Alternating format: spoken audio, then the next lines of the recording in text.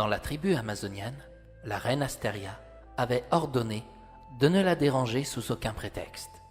L'Amazone, qui se risquait à l'accommoder, se verrait perdre la vie. Que se passait-il pour que la reine agisse aussi durement? Justicia s'était enfuie. Mélopée était partie avec un prince dont tout le monde ignorait d'où il sortait.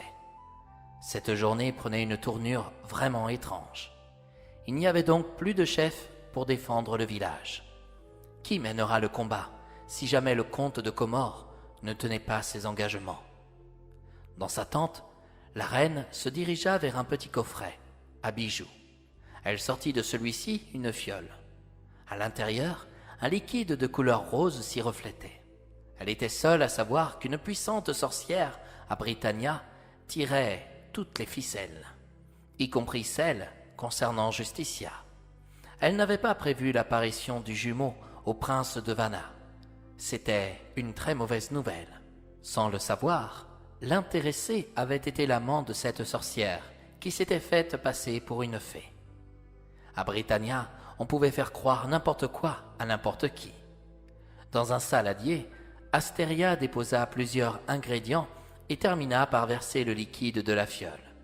Elle ignorait ce qu'elle était en train de concocter ou ce qui allait se passer, mais elle suivait une incantation qui lui permettait d'entrer en contact avec celle qui se trouvait à l'origine de l'existence de Britannia.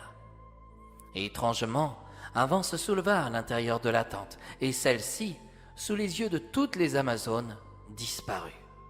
On n'ignorait pas que la reine Astéria usait de magie, mais ses enchantements n'avaient jamais été aussi puissants qu'aujourd'hui. Astéria arriva dans un espace où tout était sombre et sans vie. Elle eut la drôle d'impression d'avoir mis les pieds dans une sorte de cave. Soudain, elle entendit une voix qui lui demanda d'avancer. Cela faisait longtemps qu'elle n'avait pas croisé son regard. À Britannia, Astéria profitait d'une immortalité que tout le monde ignorait. Celle qui lui avait permis d'avoir ce privilège était celle qui se trouvait en face d'elle, à cet instant. « Majesté, déclara-t-elle. « Bonjour, Astéria. Pour que tu puisses me convoquer en toute urgence avec cette fiole que je t'avais donnée, signifie que les nouvelles sont loin d'être bonnes. En effet, je suis en train de perdre le contrôle d'une situation qui m'échappe totalement, affirma-t-elle. « Comment ?» s'emporta l'enchanteresse en se levant de son trône. « Je te fais reine dans le monde des Amazones. Je te donne l'immortalité à Britannia et tu n'es même pas capable de protéger comme je le souhaite ce monde que j'ai bâti de mes mains. » Elle était restée dans l'ombre. Astéria ne distinguait que la couleur de ses yeux rouges. Sa manière de bouger montrait à quel point elle avait acquis du pouvoir. Pourquoi ne montrait-elle pas son visage? Ne voulait-elle pas être vue, reconnue? « J'en suis désolé.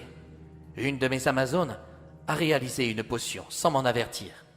Elle a ramené le petit chat dingo sous sa version britannienne. »« Cela ne peut pas être possible !» s'énerva la sorcière. « Pourtant, ça l'est. Où est-il ?»« Il est parti au secours de Justicia. »« Pourquoi ne l'as-tu pas tué ?»« Parce qu'il est le frère jumeau au prince de Vanna. »« Le prince de Vanna a un frère jumeau ?» s'étonna l'enchanteresse. « C'est ce que j'ai cru comprendre. Et celui-ci est l'amant de Mélopée, une de mes Amazones. Il fallait la tuer, elle aussi. En la tuant, je mettais fin au village des Amazones. Je laissais le comte de Comore envahir la forêt de Camorra. Mais ça, ce n'est pas mon problème.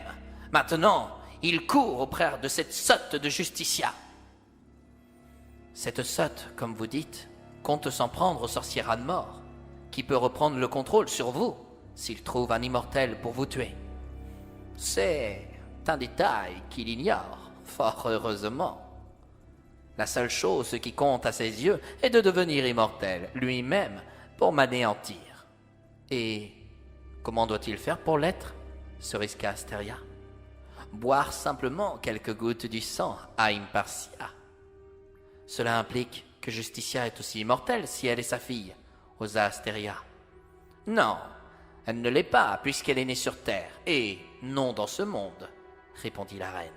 Mais peu importe, cette sotte est loin d'être mon problème, même si elle peut mettre en danger le monde de Britannia. Que pouvons-nous faire dans ce cas? Il est vrai que ce contexte est fâcheux, accorda l'enchanteresse, en reprenant sa place sur son trône. Astéria la vit réfléchir quelques secondes. Elle demeurait la seule à connaître la malédiction de Britannia. Tous les êtres de ce monde ne portaient aucune importance au passé comme au futur. Ils profitaient de l'instant présent. C'est pour cette raison qu'ils disaient que le temps n'existait pas. Certains s'aimèrent follement, sans le savoir ou sans se souvenir du jour de leur rencontre. À Britannia, les gens vivaient sans histoire et sans véritable amour. Pour lever la malédiction, un couple de Britanniens devait se retrouver et s'embrasser. Le jour où cela se produirait, les conséquences seraient désastreuses pour cette sorcière.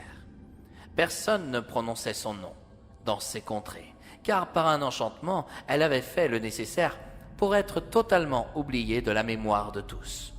Tout le monde ignorait l'existence de Lucinda Wolf. Et si ça venait à se savoir, on se mettrait à la traquer encore plus que le sorcier Radmor. On n'ignorait pas son existence et on ne s'inquiétait pas de sa présence, car tous les Britanniens savaient que sa seule obsession était d'acquérir une immortalité qu'il n'obtiendrait jamais. Dis-moi, Astéria, as-tu réussi à lui enlever son pouvoir de pardonner à cette petite sotte? Je l'ignore, avoua-t-elle. Comment ça? Tu ne l'as toujours pas transformée en redoutable guerrière? Si, mais elle se refuse de tuer. Pourtant, j'ai inventé une loi en lui disant que toute Amazone qui recevait des droits de succession devait impérativement tuer l'assassin de celle qui s'était sacrifiée, accorda Astéria. Ce qu'elle n'a pas fait. Non, elle a préféré passer un accord avec le comte de Comore en amenant une certaine tendresse pour un certain charmant. Connaissant cet abruti, je doute qu'il s'agisse de tendresse, révéla l'enchanteresse. Un cheval de Troie est parmi vous. Si quelqu'un tue Justicia, est-ce que le sorcier Radmor part à sa perte? Demanda Astéria. Celui-ci me donne beaucoup plus de fil à retordre que prévu, approuva Lucinda. Il adore prendre son temps à l'averse de moi. Plus l'attente est longue, plus c'est bon. C'est sa citation favorite. Mais entre lui et moi, il y a un pacte que je n'aurais jamais dû signer. Vous comprenez dans ce cas mon intervention à votre égard? Bien sûr, et c'est pour cette raison que je travaille sans relâche, afin de mettre un terme à ce pacte. Je veux anéantir Radmor, en tout cas te concernant. Ton existence va s'arrêter en ce jour. Comment?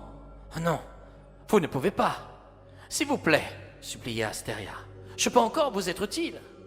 Dans ses yeux, Astéria comprit que son jugement était clos.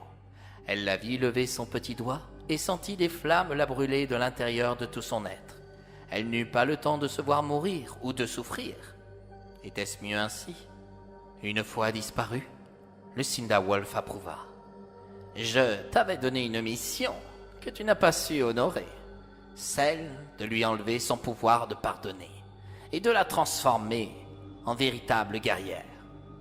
En quoi puisses-tu être bien utile maintenant que tu n'es devenu qu'un tas de sang?